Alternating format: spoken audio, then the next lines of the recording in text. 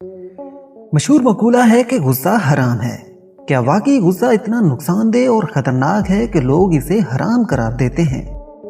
سب سے پہلے غصے کے بارے میں چند احادیث نبوی ملاحظہ کیجیے، پھر ہم آپ کو بتائیں گے کہ آپ کا غصہ آپ کے لیے کتنا خطرناک ہے، اتنا خطرناک کہ یہ آپ کی جان بھی لے سکتا ہے۔ رسول اکرم صلی اللہ علیہ وآلہ وصحبہ وسلم نے ارشاد فرمایا، حقیقت یہی ہے کہ غصہ تمام برائیوں کی جڑ ہے۔ ایک شخص نے رسول اکرم صلی اللہ علیہ وآلہ وصحبہ وسلم کی خدمت میں عرض کی کہ کوئی ایسا نیک عمل بتا دیں جو مجھے جنت میں داخل کر دے۔ رسول اللہ صلی اللہ علیہ وآلہ وصحبہ وسلم نے ارشاد فرمایا کہ بس تو غصے پر قابو پا لے، تیرے لیے جنت ہے۔ اسی طرح حضور اکرم صلی اللہ علیہ وآلہ وصحبہ وسلم نے غصے کا علاج بتاتے ہوئے فرمایا، غصہ شیطان کے سبب ہوتا ہے اور شیطان کو آگ سے پیدا کیا گیا ہے اور آگ پانی سے بجھائی جاتی ہے، لہٰذا تم میں سے جب کسی کو غصہ آئے تو وضو کر لے۔ آگے بڑھنے سے پہلے آپ سے درخواست ہے کہ چینل کو سبسکرائب کر دیں اور ویڈیو پسند آئے تو لائک کر دیں۔ بعض اوقات غصہ آپ کے لیے اچھا ہو سکتا ہے اگر اسے جلدی سے نارمل کر لیا جائے اور صحت مند طریقے سے اظہار کیا جائے، تاہم غصے کے غیر صحت مند اثرات بے شمار ہیں۔ جب آپ اسے طویل عرصے تک اپنے اندر رکھتے ہیں اور اسے اندر کی طرف موڑ دیتے ہیں یا غصے میں پھٹ جاتے ہیں، اگر آپ بے تحاشا غصے کا شکار ہیں تو آپ کو 7 ممکنہ نقصان ہو سکتے ہیں۔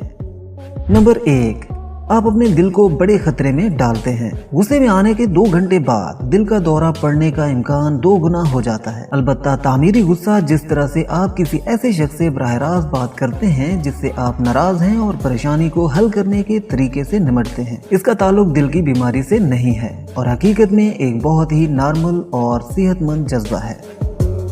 نمبر 2، غصہ آپ کے لیے فالج کا خطرہ بڑھاتا ہے۔ ایک تحقیق میں پتہ چلا ہے کہ غصے میں بھرنے کے بعد 2 گھنٹے کے دوران دماغ میں خون کے جمنے سے دماغ میں فالج یا دماغ کے اندر خون بہنے کا خطرہ 3 گنا زیادہ ہو جاتا ہے۔ نمبر 3، یہ آپ کے مدافعتی نظام کو کمزور کرتا ہے۔ اگر آپ اکثر غصے میں رہتے ہیں تو ہو سکتا ہے کہ آپ خود کو اکثر بیمار محسوس کرتے ہوں۔ ایک تحقیق میں ہارورڈ یونیورسٹی کے سائنسدانوں نے پایا ہے کہ صحت مند لوگوں میں اپنے ماضی کے غصے کے تجربے کو صرف یاد کرنے سے اینٹی باڈیز امیونوگلوبولین A کی سطح میں 6 گھنٹے کی کمی واقع ہوتی ہے، جو کہ خلیات کے انفیکشن کے خلاف دفاع کی پہلی لائن ہے۔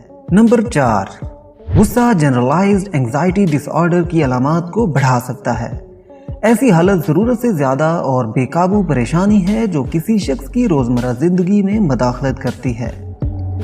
نمبر 5، غصہ ڈپریشن بھی لاتا ہے۔ غصے اور افسردگی کے ساتھ جدوجہد کرنے والے شخص کے لیے مشورہ ہے کہ مصروف ہو جائیں اور اتنا سوچنا چھوڑ دیں۔ کوئی بھی سرگرمی جو آپ کو مکمل طور پر جذب کرتی ہے غصے کا ایک اچھا علاج ہے، جیسے کوئی بھی کھیل کھیلنا، سیر کے لیے جانا یا سائیکلنگ وغیرہ کرنا۔